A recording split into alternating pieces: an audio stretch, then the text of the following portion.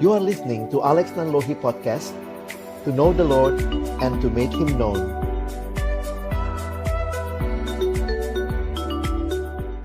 Kita bersyukur kepada Tuhan untuk kesempatan boleh masuk di sesi selanjutnya dengan tema yang juga bahkan sudah kita nyanyikan tadi, sudah sempat diilustrasikan oleh Kathleen tadi dan Kenny, thank you. Dan kita melihat tema yang penting ini.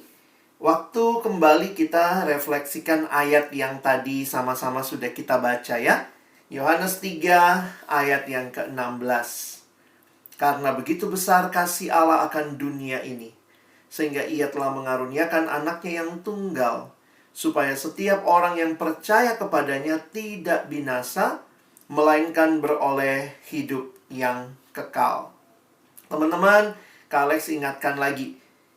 Ini bicara tentang apa? Pertama tadi, the greatest loss yang kita sudah lihat. Betapa menyedihkannya hidup manusia yang binasa di dalam dosa. Tetapi jawabannya Tuhan yang berikan. The greatest love. Itulah tema sesi ini ya.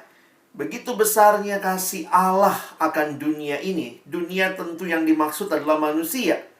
Dan kalau kita perhatikan, ini kasih yang benar-benar mengubah. Yesus datang ke dalam dunia bukan cuma seperti mungkin kita bayangkan, seperti nanti yang bodoh jadi lebih pintar. Kalau itu mah nggak usah Yesus yang datang ya. Suruh aja guru yang datang atau mungkin dosen supaya yang bodoh jadi lebih pintar. Kondisi manusia, keterhilangan terbesar bukan kebodohan. Tentu kebodohan itu menyedihkan ya. Tetapi bukan itu masalah utama. Lalu masalah utama manusia juga bukan masalah kurang pangan, kurang makan. Kalau kayak begitu ya Tuhan tuh paling tahu deh masalah kita ya. Kalau Tuhan lihat, wih manusia nih kayaknya cuma kurang makan doang. Yang diutus ya mungkin petani agung ya. Petani agung datang. Yesus datang sebagai petani agung ya. Nanti akhirnya kalung kita bukan salib deh, pacul gitu kali ya. Nah, lalu juga yang Tuhan tahu masalah terbesar kita bukan masalah makanan. Bukan masalah hukum misalnya, wah masalah manusia ketidakadilan. Betul ada ketidakadilan. Kalau itu yang Tuhan utus mungkin adalah hakim agung ya. Tapi Yesus diutus sebagai juru selamat. Satu-satunya yang bisa membawa manusia yang binasa boleh hidup kekal. Nah itu siapa yang bisa tuh? Kalau dari yang miskin jadi lebih kaya, ya udah datengin aja banker gitu ya, orang yang dermawan, yang kaya raya, mungkin dia bisa kasih duit kamu yang miskin jadi kaya. Yang jelek jadi cantik, ya udah panggil aja pergi ke salon terkenal, bisa dari jelek misalnya jadi cantik begitu. Tapi yang Tuhan lakukan, ini yang binasa boleh hidup kekal. Wow, that is the greatest love that changes us. Itu kasih yang mengubahkan. Bukan cuma mengubahkan tetapi menghidupkan. Memberikan masa depan yang baru bagi kita. Yang tadinya ceritanya kalau cuma dosa, udah habis. Mati dalam dosa, binasa, the end of the story. Tapi bukan itu. Yesus datang. Allah menyatakan kasihnya. Kasihnya ini dinyatakan dengan apa? Ini tadi ya, the greatest gift. Mengaruniakan anaknya yang tunggal. Kalau teman-teman lihat terjemahan bahasa Inggris mengatakan the one and only son. Yang memberikan kepada kita itu tadi ya, hidup yang kekal. Yesus memberikan hidupnya, itu hadiah yang terindah, yang terbesar yang Tuhan berikan bagi kita. The greatest gift. Dan apa yang terjadi? Itu terjadi dengan dia menyerahkan dirinya, nyawanya di kayu salib. Karena itu menarik sekali, kekristenan berpusat kepada salib. Coba lihat, apa yang jadi simbol gereja? Salib. Kita kenapa nggak pilih simbol lain ya? Kan bisa aja, apa misalnya simbol Kristen, palungan gitu ya. Wih, nanti pakai kalungnya palungan gitu ya, lebih berat gramnya tuh ya. Atau simbol Kristen, Yesus kan tukang kayu, gergaji gitu ya. Jadi kalau ada, lu berani macam-macam sama gua, nih gergaji gitu ya. Kenapa gereja memilih simbol salib? Salib ini kan adalah alat hukuman mati di masa penjajahan Romawi pada waktu itu. Apa yang menarik tentang salib ini? Yang menarik bukan salibnya, tetapi siapa yang tergantung di salib itu. Siapa yang dipakukan di salib itu. Dan apa yang dia bawa bagi kita. Bukti kasih Allah, dia memberikan anaknya. Dan anaknya bukan hanya datang hidup di dunia, tetapi datang menyerahkan nyawanya, mati di kayu salib. Karena itu Kak Alex ingin kita melihat kekristenan bicara salib sebagai puncak penyataan karya Allah yang luar biasa. Saya menuliskan begini ya, salib selalu punya dua sisi. Sisi yang pertama, menunjukkan betapa seriusnya dosa kita. Bayangkan, untuk menyelesaikan dosamu dan dosaku, Allah mengutus anaknya. Berarti serius sekali dosa kita. Begitu mengerikan dampak yang dibawa. Tetapi pada kayu salib juga, pada saat yang sama, di sisi yang lain, kita melihat betapa luar biasanya kasih Allah yang tidak terukur. Apa yang dialami Yesus sebelum penyalipan? Kalau kita nonton film Passion of the Christ, kita melihat semua penderitaan yang luar biasa yang harus dia alami. Dia dicambuk, dia harus pikul salib. Sampai di dalam gambaran yang Mel Gibson buat dalam film ini, saya pikir ini salah satu gambaran yang mungkin paling dekat dengan realita yang dialami. Karena kitab Yesaya mengatakan, rupanya pun sudah tidak seperti manusia, sehingga kita menginginkan dia. Teman-teman yang dikasihi dalam Tuhan Yesus Kristus, Yesus membayar harga yang sangat mahal untuk penebusan kita. Betapa mengerikannya dosa. Karena itu kalau kamu masih main-main sama dosa, lihat salib itu. Lihat apa yang Yesus harus tanggung untuk menyelesaikan pergumulan dosa kita. Tapi di salib yang sama, lihatlah juga kasih Allah yang besar, yang tidak mau engkau terus-menerus hidup dalam dosa. Karena itu Kak Alex kutip kalimat dari seorang pendeta bernama pendeta Billy Graham, almarhum. Dia mengkaitkan kasih Allah dengan kayu salib. Dia tuliskan, Allah membuktikan kasihnya pada kayu salib. Ketika Kristus digantung, berdarah dan mati, itulah saatnya Allah berkata kepada dunia, I love you. Aku mencintaimu. Cinta yang dinyatakan bukan dengan romantisme, tapi dengan pengorbanan. Dan cinta yang dinyatakan demi orang yang dicintai berubah. Karena Tuhan tidak mau kita binasa dalam dosa. Makanya kasih itu mengubahkan, yes. God so loved the world, supaya engkau dan saya tidak binasa, tapi beroleh hidup yang kekal.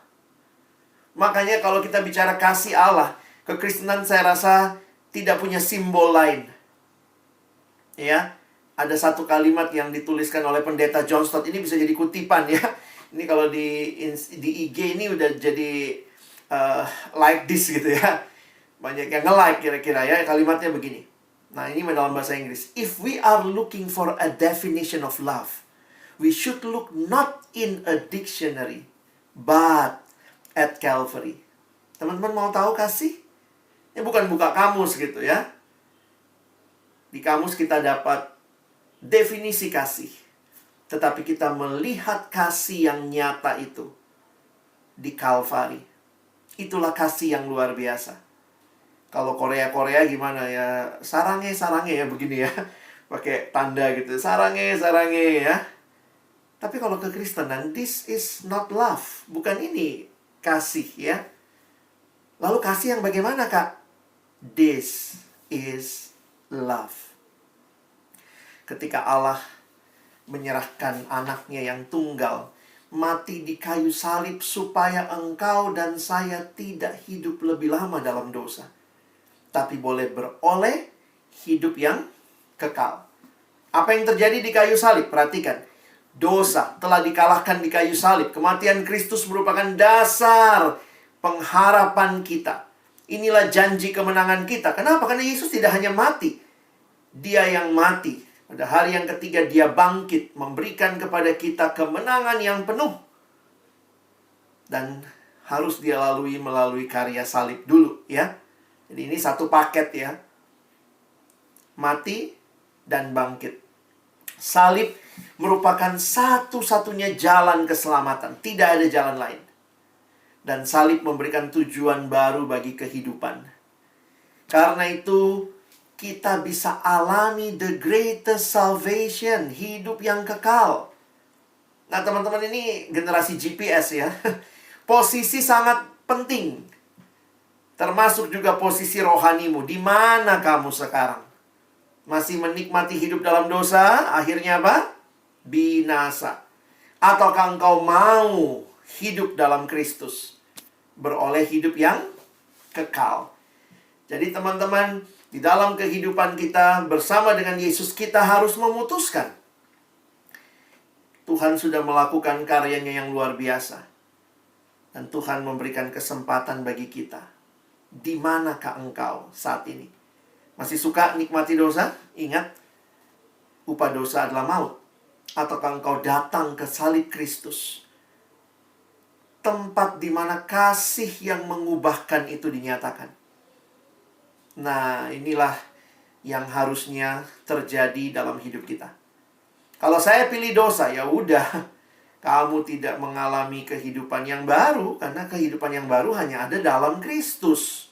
Karena itulah yang Tuhan nyatakan. Tapi kalau saya ada dalam Kristus, apa yang akan terjadi, Kak?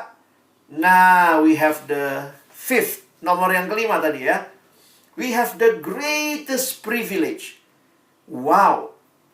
Tetapi semua orang yang menerimanya, kalau kita terima Yesus, kita percaya pada Kristus, diberinya kuasa supaya menjadi anak-anak Allah. Wow.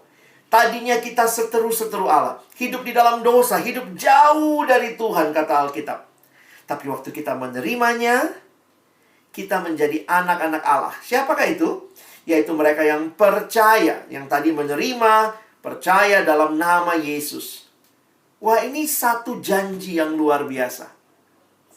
Saudara, kalau kita lihat Allah itu adalah penguasa segalanya, penguasa pemilik segalanya. Lalu kemudian kita sadar, wow, kita dijadikan anaknya. Ini sebuah hal yang luar biasa. Apa yang Tuhan berikan sebagai bukti bahwa kita anaknya? Wah, ini perhatikan, Roma 8 mengatakan, semua orang yang dipimpin roh Allah adalah anak Allah. Tuhan berikan rohnya yang kudus diam dalam hati kita. Perhatikan 2 Korintus pasal 1. Kalimat yang senada diungkapkan di sini. Coba baca pelan-pelan, ya. Sebab Dia yang telah meneguhkan kami bersama-sama dengan kamu di dalam Kristus. Ini Paulus bilang kepada jemaat Korintus, ya. Dia adalah Allah yang telah mengurapi, memeteraikan tanda miliknya atas kita, dan yang memberikan Roh Kudus di dalam hati kita sebagai jaminan dari semua yang telah disediakan untuk kita. Wow. Anak Allah, privilege-nya, kita adalah anak-anak Allah. Kita adalah milik Allah. Kita dipimpin oleh Roh Allah. Nah, ini sebuah hal yang menarik. Tuhan tidak hanya selamatkan kita supaya kita tidak masuk ke maut, ke kebinasaan, tapi Tuhan bawa kita kepada hidup yang kekal. Dan itu sudah dimulai sejak saat ini. Karena kita anak Allah, kita diberikan Roh Kudus diam di hati kita. Roh Kudus menyatakan materai kita milik Allah. Materai itu sebenarnya adalah seperti stempel pada masa itu, ya. Jadi kalau misalnya saya punya, ini punya saya nih, maka itu dia materai, di seal, set gitu ya, itu punya saya. Kita dimateraikan oleh Roh Kudus menyatakan kita milik Allah dan Allah memimpin kita, teman-teman. Jadi keselamatan kita terima. sudah kita terima waktu kita terima Yesus. Tetapi kita harus hidupi itu. Ya, sampai nanti kita tunggu Tuhan datang kedua kali. Kalau kita adalah anak-anak Allah, Tuhan mau kita bagaimana sih? Kita harusnya jadi anak-anak yang makin hari makin bertumbuh. Kalek suka mikir gini ya, ada nggak ya? Kita tuh kalau lihat anak kecil lucu ya. Aduh, kalau punya adik anak kecil gitu ya, asal nggak bandel aja ya. Kita bilang, aduh lu tuna ya. Tapi sekarang perhatikan. Kalau anak itu kecil terus, nggak gede-gede. Lihat anak kecil, imut-imut. Kalau anaknya kecil terus, amit-amit gitu ya. Ini membuktikan bahwa dalam dunia saja, kita tidak mau orang tidak bertumbuh. Biasanya pas lagi jalan, misalnya waktu dulu ya offline-nya, terus ketemu teman mama, teman papa, terus waktu lihat kamu, wih, gile lah, anak lu tambah gede ya. Mungkin dalam hati papa ngomong, iya dikasih makan, makanya tambah gede ya. Bertumbuh. Kalau orang tua kita di dunia saja rindu kita bertumbuh, apalagi Bapa kita di surga. Tuhan yang yang telah menyelamatkan kita, Dia tidak hanya mau kita tinggal jadi anak-anak terus. Tapi Tuhan yang mau kita bertumbuh. Kita hidup di dalam Dia. Karena itu Paulus kasih nasihat sama orang Filipi. Ya, dalam surat kepada jemaat di Filipi, Paulus bilang apa? Hai saudara-saudaraku yang kekasih, kamu senantiasa taat. Karena itu tetaplah kerjakan keselamatanmu dengan takut dan gentar. Bukan saja seperti waktu aku masih hadir, tetapi terlebih pula sekarang waktu aku tidak hadir. Apa sih artinya kerjakan keselamatanmu dengan takut dan gentar?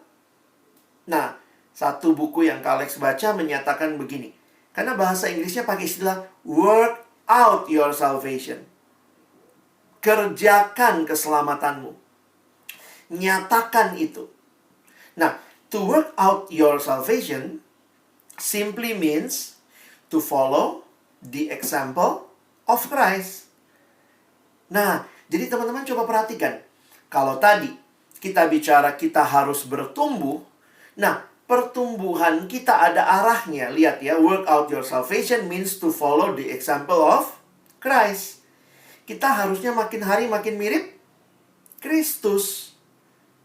Ya, teman-teman, Alex ingat ya, satu waktu pergi besuk teman KTB saya nih.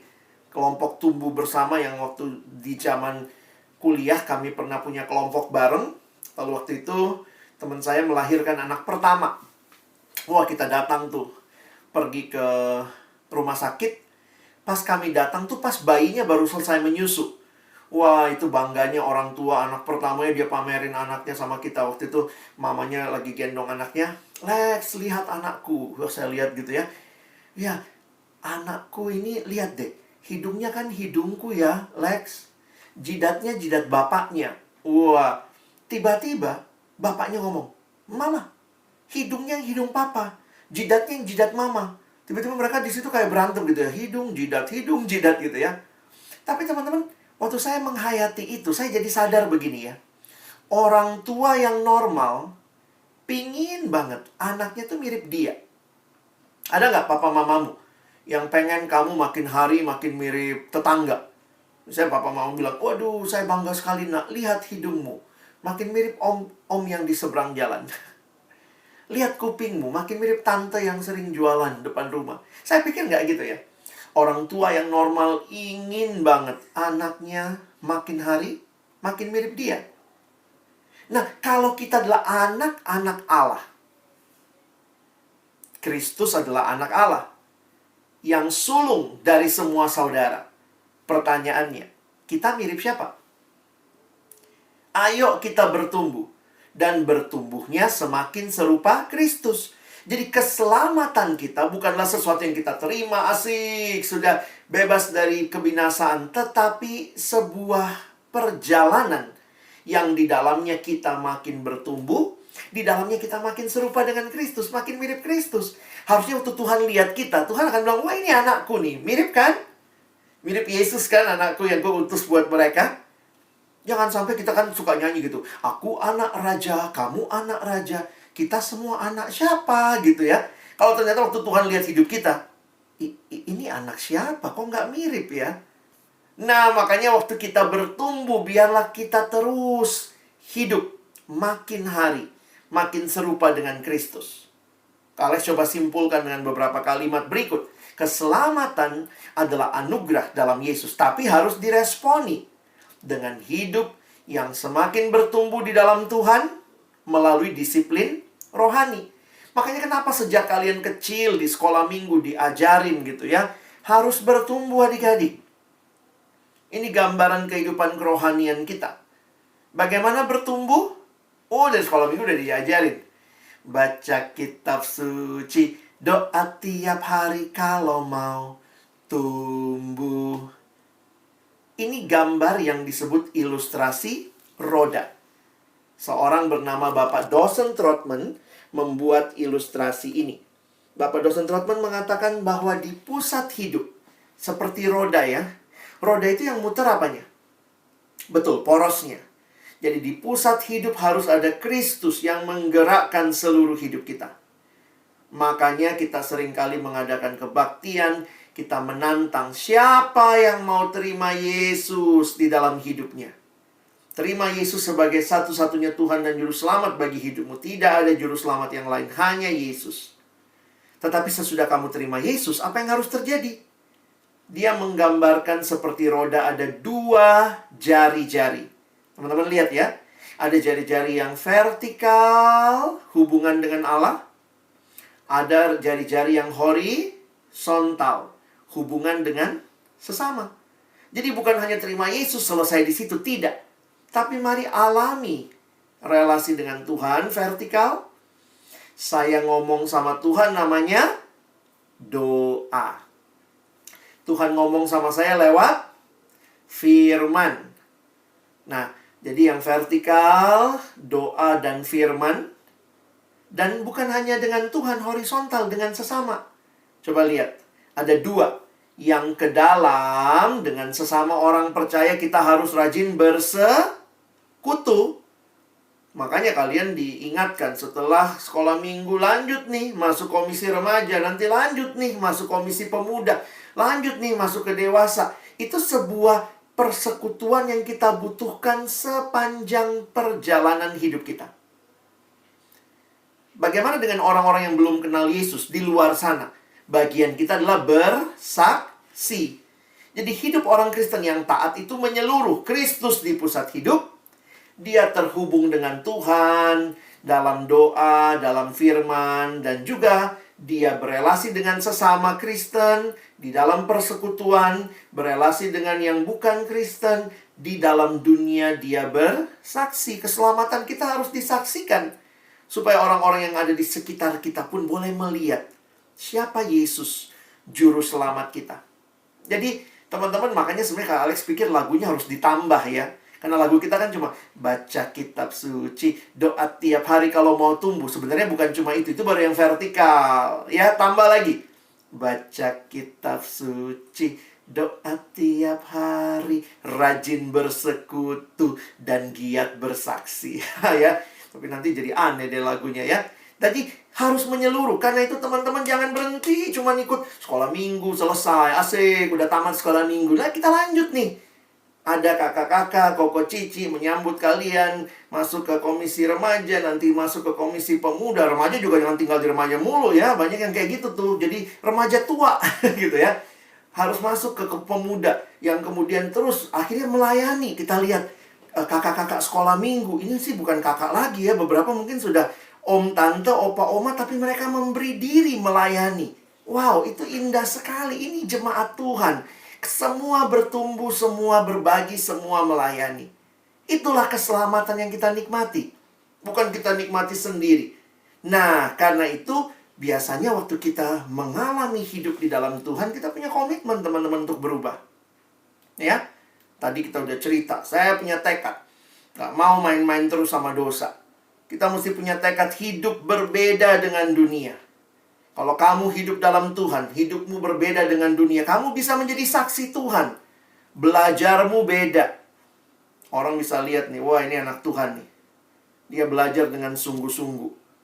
Pergaulannya juga beda. Maaf nih, gambarnya terlalu tua nih ya. Ini koko cicinya kali ya. Pergaulan kita juga harus menyatakan kita adalah anak Tuhan. Jangan punya pergaulan yang mempermalukan Tuhan, tapi miliki pergaulan yang mempermuliakan Tuhan. Kadang-kadang kok Kak Alex suka sedih ya lihat anak-anak Tuhan, kok kita nggak bisa jadi trendsetter ya, malah jadi trend follower. Semua nyontek, kita nyontek, itu mah trend follower. Semua bolos, kita ikutan bolos. Semua males, aku juga males gitu. No, harusnya sebagai anak Tuhan kita bisa jadi trendsetter. Ketika semua malas, Tuhan tidak mau saya malas. Saya mau rajin. Lalu ajak temanmu. Will you follow me? Come, follow me. I'm a trendsetter. Saya tidak mau bikin tugas asal-asalan. Siapa yang mau ikut aku? Wah, gitu ya. Kenapa kalau yang sana, gue males, gue ikut dulu dong, gue juga males. Kita cuma jadi trend follower. Orang masuk jurang, kita ikutan dia masuk jurang. No, bagi kita dalam Tuhan, kita jadi trendsetter. Karena kita tahu kebenaran. Kita tahu hidup yang benar harus seperti apa. Nanti sampai kalian kerja, ya. Di sini ada kakak-kakak yang sudah bekerja. Pekerjaan kita pun juga mempermuliakan Tuhan. Dapat posisi-posisi yang baik, kita memuliakan Tuhan. Dan juga termasuk di rumah tangga, ya. Kiranya semua punya kesempatan, punya waktu-waktu berserah kepada Tuhan sebagai keluarga. Nah, indah sekali. Keselamatan kita, keselamatan yang dimulai dari kasih Allah.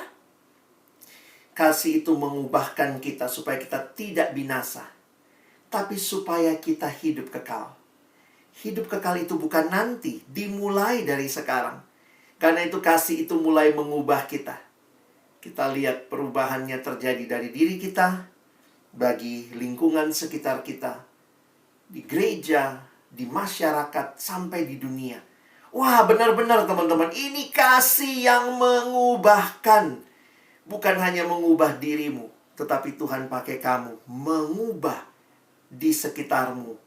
Dimanapun engkau hadir, engkau membawa damai sejahtera Tuhan. Teman-teman mau alami kasih ini? Kalian mau alami kasih yang seperti ini? Kasih yang memang Tuhan sudah sediakan, kasih yang Tuhan berikan melalui hadirnya Yesus Kristus? Ya, ayo kita berespon. Apa respon kita? Kak Alex lihat yang pertama, yang masalah hati tadi ya. Ayo buka hati kita. Siapa yang menerimanya diberinya kuasa menjadi anak-anak Allah. Ayo kita buka hati kita, terima Yesus dalam hidup kita. Mungkin ada yang nanya, apa sih terima Yesus? Aku dari kecil udah ke gereja kok Kak. Terima Yesus tuh apa sih? Nah, Kak Alex ingin menjelaskan. Saya memberikan pemahaman menerima Yesus dalam dua hal berikut ya. Terima Yesus itu apa sebenarnya? Terima Yesus itu yang pertama, percaya. Percaya sungguh-sungguh bahwa cuma Yesus satu-satunya Tuhan dan Juru Selamatmu secara pribadi. Perhatikan kata kunci di Yohanes 3 ayat 16. Supaya setiap orang yang percaya. Jadi percaya itu adalah benar-benar yakin bahwa tidak ada Juru Selamat lain. Kadang-kadang manusia dalam dunia suka gitu tuh. Minggu ke gereja, hari lain tetap ke dukun. Anak remaja bilangnya Yesus Juru Selamat, masih percaya zodiak. Kemarin gue diramal Kak, pakai kartu tarot. Saya bilang, kamu kok main-main sama hal yang bukan dari Tuhan gitu ya. Hati-hati. Percaya bahwa tidak ada Juru Selamat lain. Hanya Yesus satu-satunya Tuhan dan Juru Selamat. Bukan kartu tarot, bukan zodiak, bukan bintang, bukan sio. Tidak. Sungguh-sungguh percaya. Nah, siapa yang masih terombang-ambing? Aduh Kak, kadang-kadang gue kalau lagi baik percaya Yesus. Kalau lagi nggak baik gue percaya sio. Gue percaya feng shui. Gue percaya ini. Mari, terima Yesus itu berarti kamu benar-benar percaya. Kak Alex menggambarkan kayak anak kecil ya. Anak kecil itu percayanya tulus ya. Coba lihat ya, ini kayak gambar gini. Waktu papanya bilang lompat, nah dia lompat. Dia benar-benar percaya papanya pasti menangkap dia. Apakah kamu percaya sama Tuhan? Bukan cuma tahu tentang Tuhan ya. Mungkin karena kalian banyak yang sekolah di sekolah Kristen bisa jawab, Yesus adalah Tuhan dan Juru Selamat. Siapa Yesus buat kamu? Kamu bisa jawab secara teori. Tapi sungguhkah dia Tuhan yang kepadanya kau serahkan seluruh hidupmu? Nah, jadi terima Yesus artinya percaya. Kak Alex dari kecil Kristen. Dalam arti keluarga saya dari kecil sudah bawa saya ke sekolah minggu. Tapi saya menyadari perjalanan itu saya sungguh-sungguh menerima Yesus itu ketika SMA 1. Kalian lebih awal nih ya.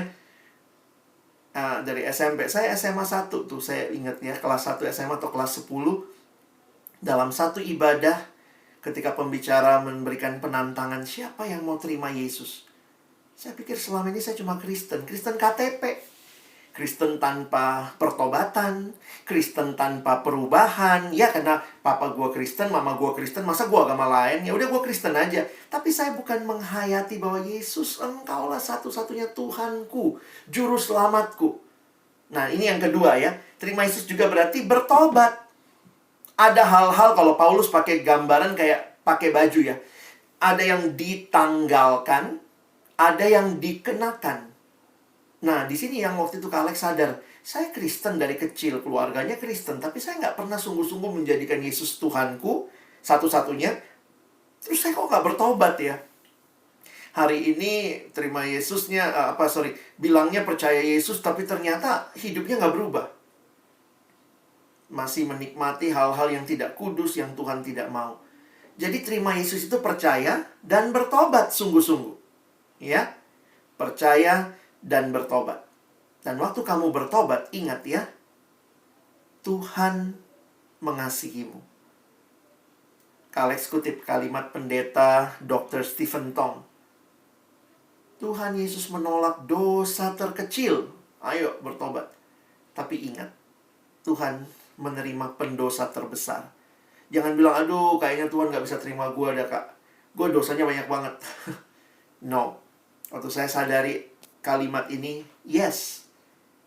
Ketika engkau dan saya bertobat, alami janji Tuhan bahwa Tuhan mengasihimu dan Tuhan memulihkanmu. Mazmur 32 ayat 5. Pemazmur Daud bilang begini, dosaku kuberitahukan kepadamu, dan kesalahanku tidaklah kusembunyikan. Aku berkata, aku akan mengaku kepada Tuhan pelanggaran-pelanggaranku, dan engkau mengampuni kesalahan karena dosaku. Teman-teman, ayat ini bagi saya luar biasa. Tuhan waktu kita datang mengaku dosa kepadanya, Tuhan saya mau bertobat, Tuhan tidak mempermalukan kita. Tapi dia janji mengampuni kesalahan setiap kita. Karena itu kita bisa berkata apa? Kepada Tuhan, yes. Kepada dosa, no.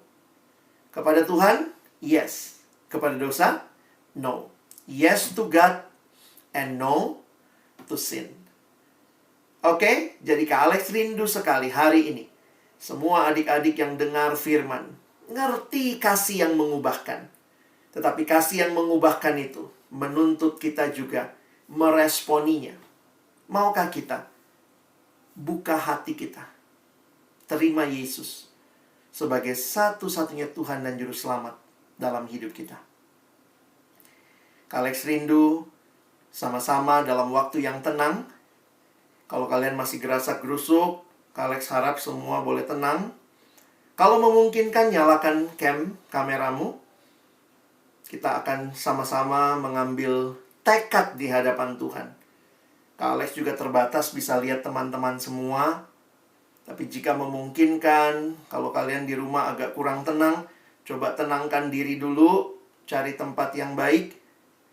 Dalam waktu ini, Kak Alex rindu kita boleh mengambil tekad keputusan di hadapan Tuhan.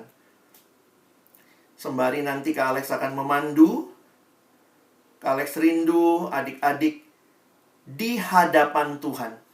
Ingat, bukan di hadapan manusia, bukan di hadapan Koko Cici di Korem, bukan di hadapan guru-guru, kakak-kakak sekolah minggu, tapi di hadapan Tuhan.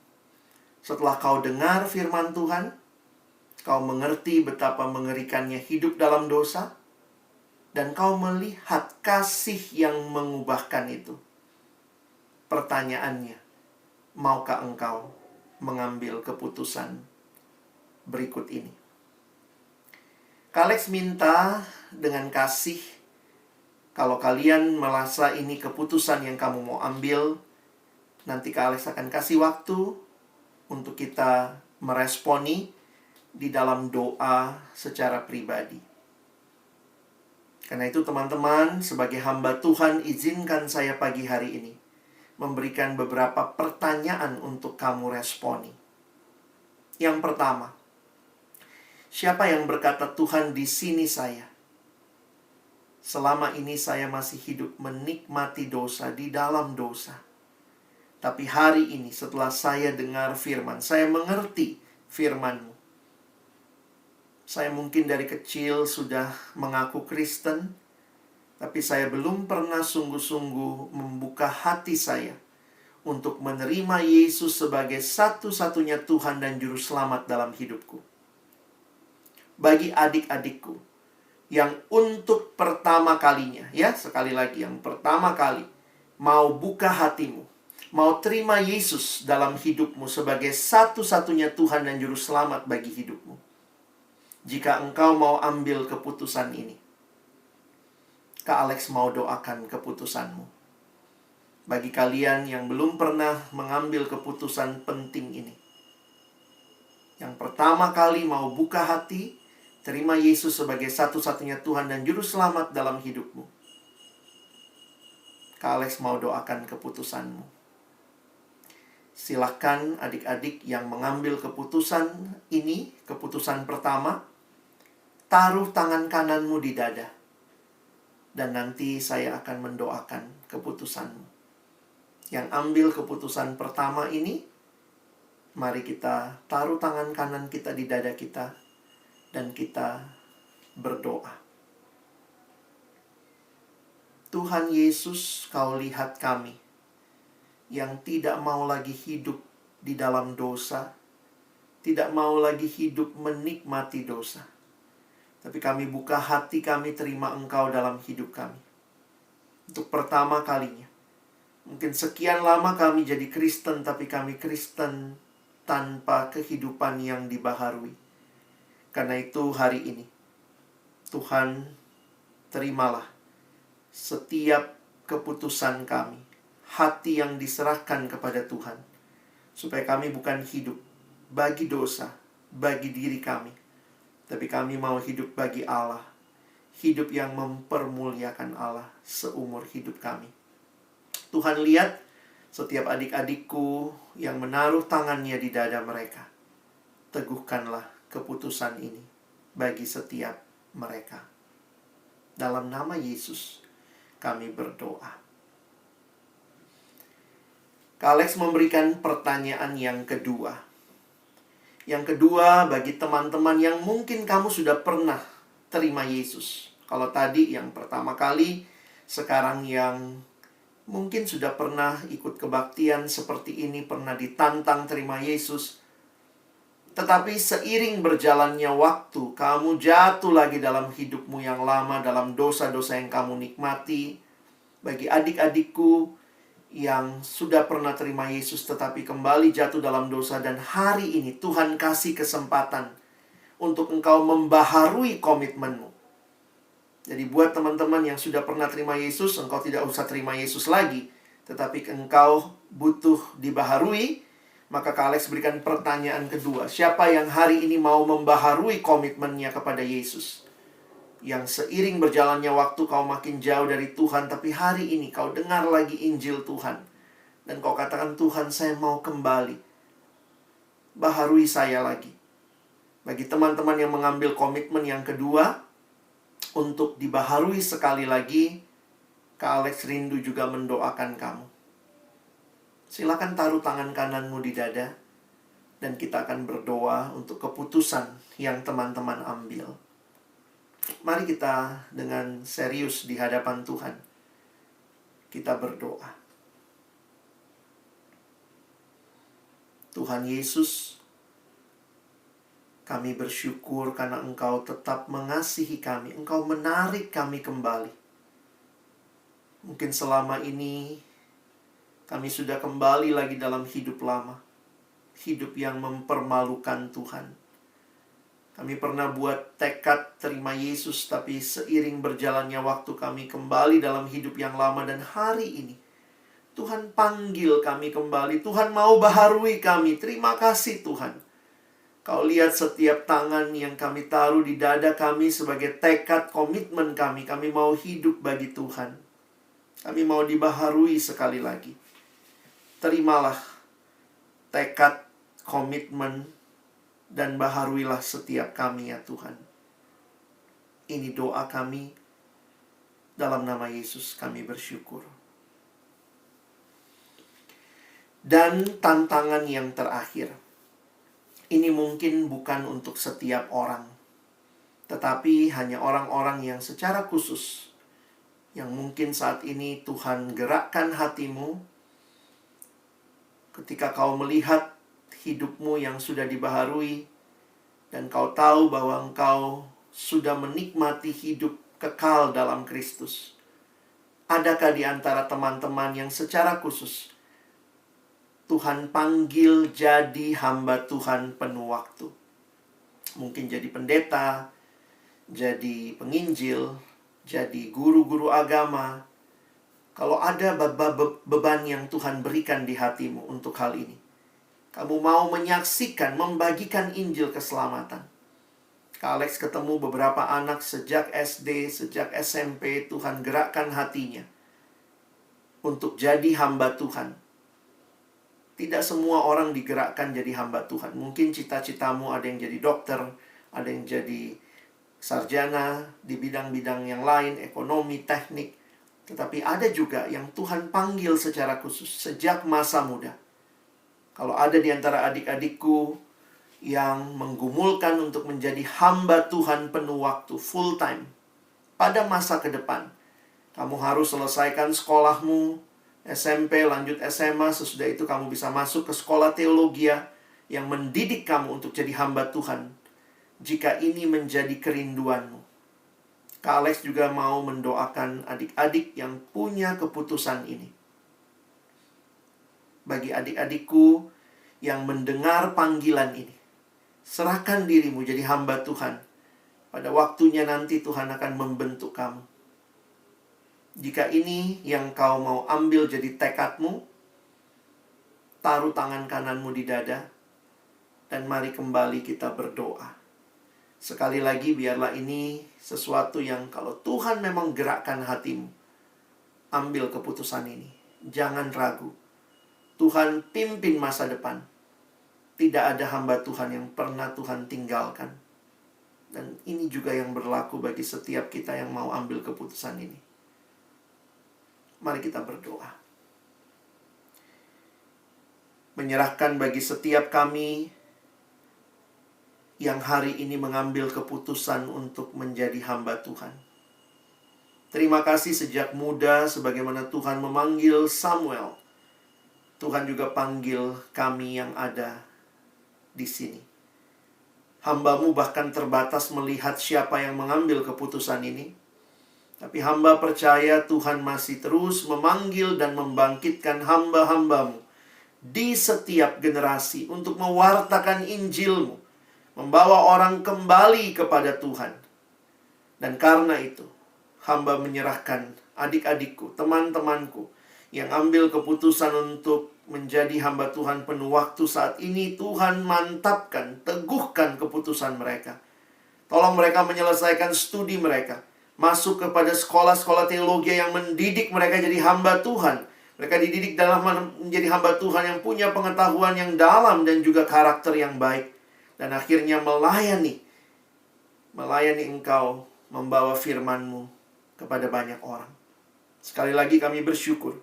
Mantapkan dan teguhkan, pertemukan adik-adikku ini dengan orang-orang, kakak-kakak yang bisa menolong mereka.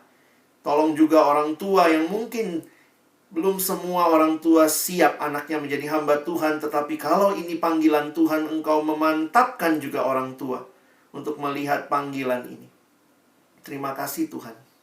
Terima kasih untuk setiap hati yang terbuka di hadapan Tuhan.